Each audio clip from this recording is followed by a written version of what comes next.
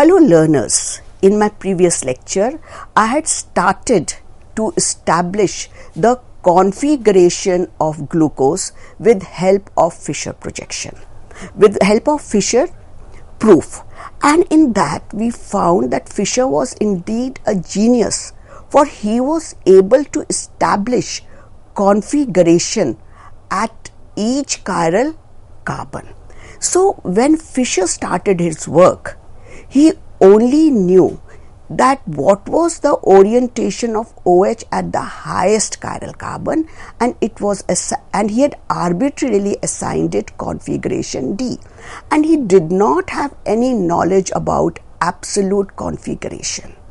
And now he had to work with the other structures. He had to work with, when I say other structures, he had to work as to what was the configuration at the other three chiral carbons, as you can see on your screens, that he had to work out what was the configuration of OH at the second, third and fourth carbon.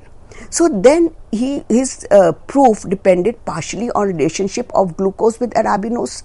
This we've discussed in our previous lecture, that since arabinose is an example of aldopentose and it has only three chiral carbons, so that means the number of stereoisomers would be 8. 8 means you will have 4 pair of enantiomers. Out of these 4 pair of enantiomers, we will have 4L and 4D. And then again Fischer only retained the configuration of 4D, aldopentoses, and as you can see on your screens, he said that the possible structure of arabinose can be 9, 10, 11 or 12, but he did not know what was the structure. And again Fischer did not know what is absolute configuration, so he assumed that naturally occurring arabinose was having configuration capital D. So what we mean here by saying it was having configuration capital D, that OH was on the right hand side at the highest numbered asymmetric carbon, and this arabinose was levorotatory. Now he had to work out what was the configuration of OH, or what was the orientation of OH at the second and the third chiral carbon, that is where the OH was on the right hand side or it was on the left hand side at the second carbon. Similarly, what was the position of OH at the third carbon. So what he did, he experimentally oxidized the arabinose, whatever arabinose was known to him, and when he oxidized it, he got an alderic acid which was optically active. Now we know, so from this he concluded that this OH at the second carbon, that is the first chiral carbon, has to be on the left hand side. It cannot be on the right hand side. If it were on the right hand side, what will happen? The molecule will be optically inactive. See, now if he said if the placement was not on the left hand side but this OH was on the right hand side, this molecule would have plane of symmetry. And you know, when you have a plane of symmetry in a molecule which is having chiral carbons, that molecule is optically inactive because of the plane of symmetry. That is, one half of the molecule will cancel the optical rotation due to the other half. So that means this molecule is optically inactive. Similarly, if we look into the structure 11 which we had shown earlier on, this would also be optically inactive. The dicarboxylic acid, the arabinic acid which we were getting here, because this would also have a plane of symmetry. So whichever alderic acid we were getting here. So these two are optically inactive. Whereas what he had known, he knew that if he was carrying out the oxidation of arabinose with concentrated nitric acid, he would get an optically active alderic acid. So these two structures, that in 9 and 11 structures, were ruled out, that these cannot be the structures for arabinose. So now he said that when he carried out the oxidation, so that means this OH has to be on the left hand side, and here the OH is on the right hand side. So now even when we divide this molecule into two equal halves, we find that the acids formed from here will not be meso, they will be optically active. Why will they be optically active? Because when we divide the molecule from the center into two equal halves, one half is not superimposable on the other half. That is, one half is not cancelling the optical rotation due to the other half. So now he concluded that the arabinose is one of these structures.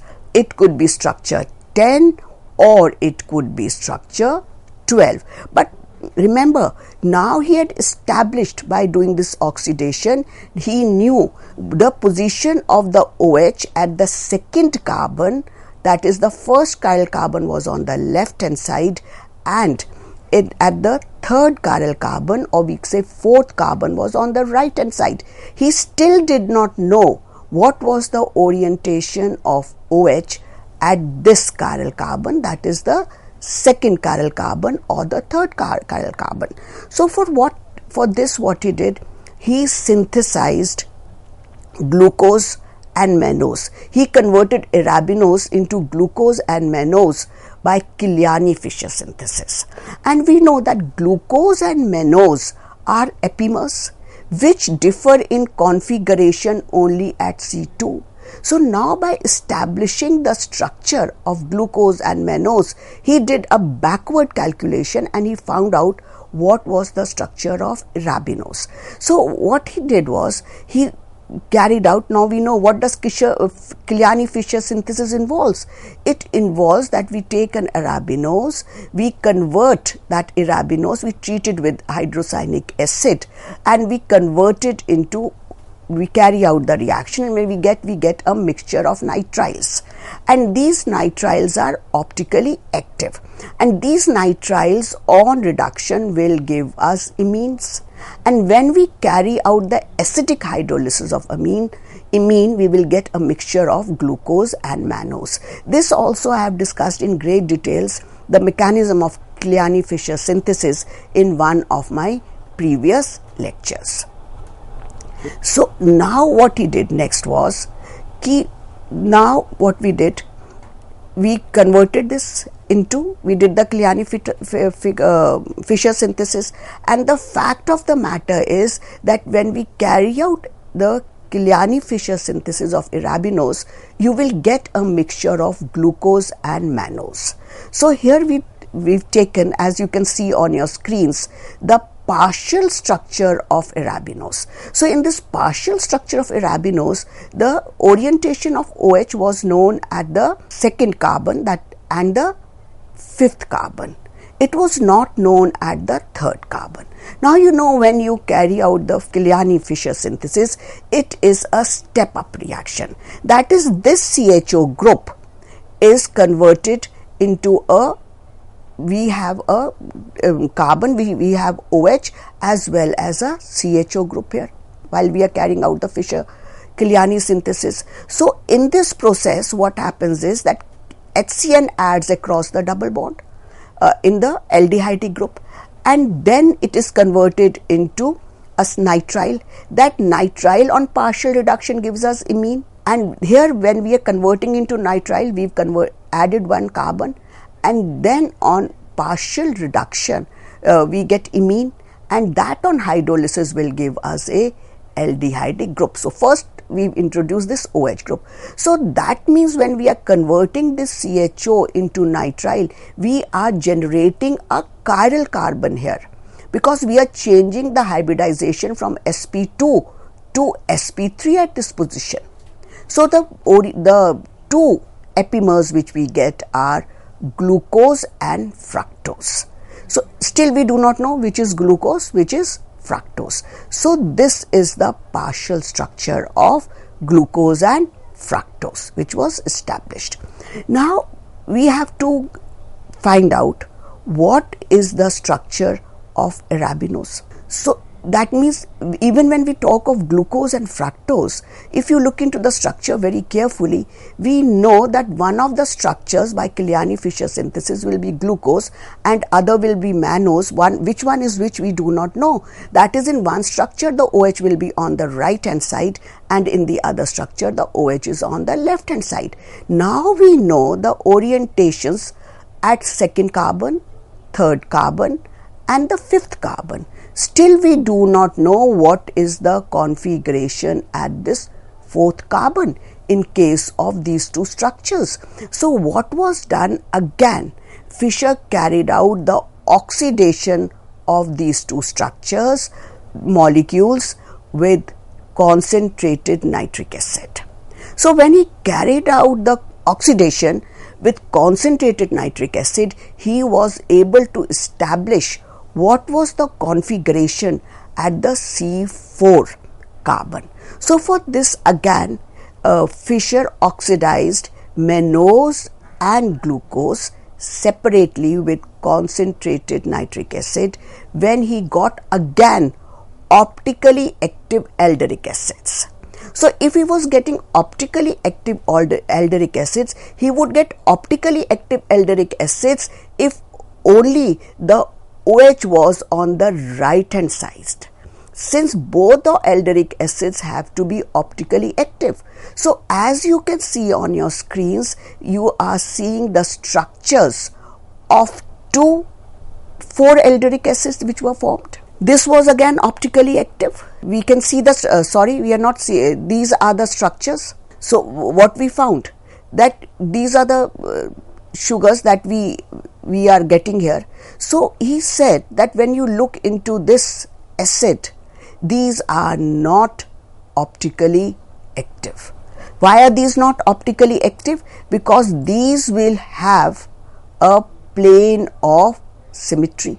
So they were not optically active. So that means now what? That the arabinose will also have OH on the right hand side.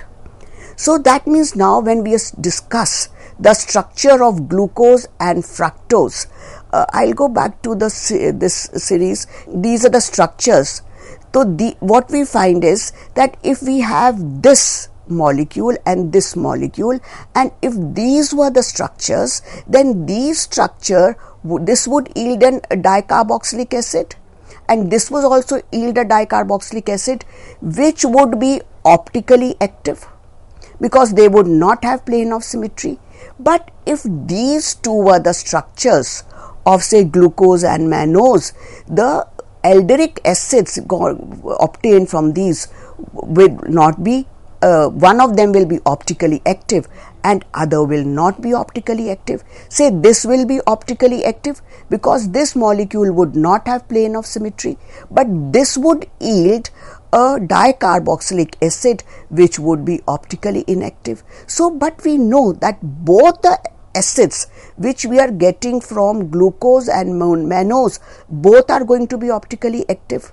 So that means this is the pair of glucose and mannose. That is, one will be glucose, other would be mannose. This cannot be the pair, because if this was the structure of glucose and mannose, then the dicarboxylic acids which we would have got from here, one would have been optically active, the other would have been optically inactive. So he said that he had to place this OH at the fourth carbon had to be on the right hand side and not on the left hand side. So from this he concluded that the structure of glucose and mannose will be one of these. That is, OH will be on the right hand side at the fourth chiral carbon.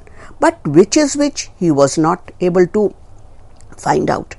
Now the thing is, now since glucose and mannose are epimers, as we go back to this previous slide, epimers means that the configuration at C2 is different. That is, in one of the structures, the OH is on the right hand side, in the other structure the OH is on the left hand side. The configuration at rest of the chiral carbons is same, right? Here also OH is on the left, OH is on the left. In this structure, OH is on the right. Here again, OH is on the right. OH is on the right. OH is on the right. So that means they are differing in configuration at only C2. At C3, C4, C5, the configuration is the same. So that means that since we are converting glucose and mannose to arabinose by roof degradation, that means that arabinose, or by Kiliani-Fisher synthesis, arabinose is converted into glucose and mannose. That means the OH at the fourth carbon, at this carbon, will also, at the third carbon in arabinose, will also be on the right hand side. Hence, the structure of arabinose will be structure 10. So now, therefore, now we can establish the structure of arabinose, and one of these structures is going to be glucose and mannose. So now what Fisher did was, he said this is the structure of mannose. This he had established. How he had established? By establishing that, by getting the structures of glucose and mannose, that when he did the glucose and mannose were oxidized with nitric acid, we were getting alderic acids which were optically active. And only when you carry out the oxidation of structure 3 and structure 4, he was able to establish that these two structures would give us optically active alderic acids. And since these two structures were giving optically active alderic acids, whereas the other structures were not giving, in that case one was optically active, the other was optically inactive. So he eliminated those two structures and he kept these two structures. And since he had synthesized these molecules, which one is which we do not know, glucose and mannose from arabinose, that means, and glucose and mannose are epimers. That means they are differing only at this configuration at C2. That means at rest of the 3 and the 4, that is the 3, 4 and 5 carbons, the orientation is going to be same, right? So that means, and we are getting these from arabinose. How? By Kiliani-Fisher synthesis. So when we remove this CHO group and convert this this group into CHO group, we are getting a configuration which will be similar to that of glucose and mannose. Therefore, this is the structure of arabinose. Now the challenge before Fisher was as to which one of the two structures between 3 and 4, which was glucose and which was mannose. But Fisher had already developed a method, a chemical method, by which he could interconvert the ends of a carbohydrate. So what do we mean by saying interconvert the ends of a carbohydrate? That is, he could exchange CH2 group with an CHO group. He could interconvert it in such a manner so that the CH2OH group was converted to an aldehydic group and an aldehydic group was converted to a CH2OH group. And then further, Fisher reasoned that if we do an end group interchange, then in that case, glucose would yield a different aldohexose, which would be an L sugar, whereas mannose would yield the same sugar. That is, from mannose, if we do the interchange of the end groups, we will still get the molecule of mannose. So now he said that if he takes structure number 4 and he interconverts. So what do we mean by here? I have purposely shown you this structure, that in this structure we are going to interconvert it in such a manner. We are going to exchange the groups in such a manner, that is, groups were interchanged. I am just showing it to you here. How were they? This CHO was brought here and this CH2 was taken up. That is, the molecule was inverting, upside down. So when he did this interchange in the structure number 4, what he found that it was giving us the same aldohexose, right? So this is the structure, the original structure. he interchanged CH2OH with a CHO group. This is the structure which is drawn upside down. And then we know in Fisher's projection, the CHO group has to be at the top, that is, we have to give it the lowest possible number. So this structure was interconverted, and when this structure was interconverted and compared, what was found that this structure after the interchange was the similar to the structure which was before interchange. So that means this structure was not the structure of glucose. So now what he did was, Fisher carried out interconversion of structure 3. And when he did the interconversion of structure 3, he indeed found that he got a new sugar. And this new sugar was shown to have structure L. So this is the structure 3 that I have shown you here. And when the interchange was done here, so he got a sugar which was having L configuration, and this sugar, L sugar, was the mirror reflection of D-glucose. And since it was the mirror reflection of D-glucose, this sugar was named as L-gulose. Right. Now let us see what happened. He did the interchange by a chemical reaction, which we are not going to cover it here because that is beyond the scope. That is not normally asked from you. So now what he did, he interchanged this group with this group. Right, that is CHO group was brought here and CH2 was gone up. So what we got here was, we got a structure which was upside down. Now you have to convert the structure so that the CHO group is on the top.